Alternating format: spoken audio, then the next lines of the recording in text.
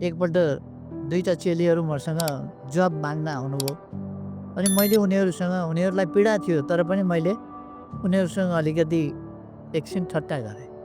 के चाहिँ जान्दछौ भनेको बिचराहरू पढ्न लेख्न मात्रै जान्दा रहेछन्, मास्टर्स पास गरेका। यो त के आउँछ भन्दा पढ्न आउँछ, लेख्न आउँछ, यस्तै खालको अवस्था रहेछ।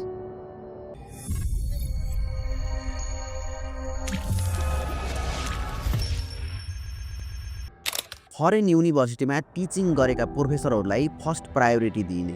माइक्रोसफ्ट अफिस जस्ता कम्प्युटर स्किलमा वेल प्रोफिसियन्ट हुनुपर्ने। रिलेटेड युनिभर्सिटीले आफूले अफिलिएसन दिएको क्याम्पसको प्रोफेसरहरूको बेसिक सेलेरी डेजिग्नेट गर्नुपर्ने। लास्ट 5 इयर्स कुनै पनि पोलिटिकल पार्टीको सदस्यता नलिएको हुनुपर्ने। त्यसै गरी क्याम्पस प्रशासन र विद्यार्थी बीच चेक एन्ड ब्यालेन्स गर्नको लागि सोभिउ रहने, तर पोलिटिकल पार्टीहरूको प्रत्यक्ष सहभागिता अथवा उनीहरूको भातृ सङ्गठन रहन नपाउने। यदि नेपाल सरकार शिक्षा मन्त्रालयले यस्तो सूचना वास्तविकमै निकाल्यो भने के नेपालको शिक्षा क्षेत्रमा सुधार होला? आउनुहोस् यस भिडियोमा नेपालको शिक्षा प्रणालीलाई कसरी सुधार गर्न सकिन्छ र यसको कमजोरी कहाँनिर हो त भन्ने पत्ता लगाउने कोसिस गरौँ। नर्सरीमा A+ आएदेखिको यात्रा सकेर ग्रेजुएसन हुँदासम्मको यात्रा के वास्तविक शिक्षा यही नै हो? नेपालमा पढाइमा ट्यालेन्ट भयो भने त्यसले दिने उपलब्धि भनेको 19 वर्षको पढाइपछि एउटा कन्भोकेसन अनि टाउकोमा टोपी मात्र हो, त्यो पनि 35 से 4000 युनिभर्सिटीलाई तिरेर। अहिले मार्केटमा हरेक काम कम्प्युटर बेस्ड छ। इभन एउटा सामान्य व्यक्तिलाई कम्प्युटर नलेजको आवश्यकता हुन्छ, तर नेपालको युनिभर्सिटीको प्रोडक्टले प्रोपर कम्प्युटर टाइपिङ पनि राम्रोसँग सिकेको हुँदैन। देशमा यसरी बेरोजगार उत्पादन गर्ने फ्याक्ट्री बनेका छन् युनिभर्सिटीहरू। Skill zero, knowledge zero, title educated र ग्रेजुएटेड, सोसल मिडियामा कङ्ग्रेचुलेसनको वर्षात, अनि आफू बेरोजगार। हामीलाई युनिभर्सिटीमा पढाउने प्रोफेसरहरूसँग रियल जब मार्केटको नलेज नै छैन। रट्टान मार्यो पढ्यो अनि टिचर बन्यो, न कहिले रियल मार्केट रिसर्च गरे हो, न कुनै वेल नन कम्पनीमा जब, न कुनै रिलेटेड फिल्डमा बिजनेस इस्टाब्लिस। देशमा बेरोजगार उत्पादन गर्नेहरू यो देशका युनिभर्सिटी र त्यहाँ पढाउने प्रोफेसरहरू हुन् भनियो भने विश्वास गर्नु होला।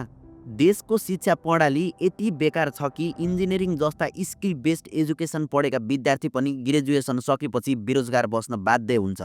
रिजन अपर्च्युनिटीको कमी होइन, उसको लो क्वालिटी स्किल भइरहेको छ। हरेक युनिभर्सिटीको कुलपति देशको प्राइम मिनिस्टर हुने व्यवस्था छ, तर हाम्रो देशमा भएका पिएमहरू एजुकेसन फिल्डमा कुनै त्यस्तो एक्सेप्सनल सफलता हासिल गरेका छैनन्। नेपाल गभर्मेन्टले रिसर्च एन्ड डेभलपमेन्टमा 0 बराबर लगानी गरेको छ।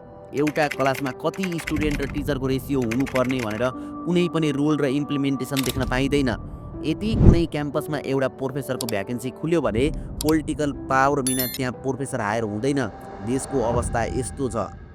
कहिल्यै हाम्रो देशमा रहेका विश्वविद्यालयहरूले अब आउने 10 वर्षपछिको पोटेन्सियल मार्केट यो हो, यो क्षेत्रमा जनशक्ति उत्पादन गर्नुपर्दछ भनेर कोर्सहरू डेभलप गरेका छन्, सिलेबसहरू चेन्ज गरेका छन्। अलमोस्ट 90% कन्टेन्ट त मेरो बुवा मम्मीले जे पढ्नुभयो अझै पनि त्यही नै छ।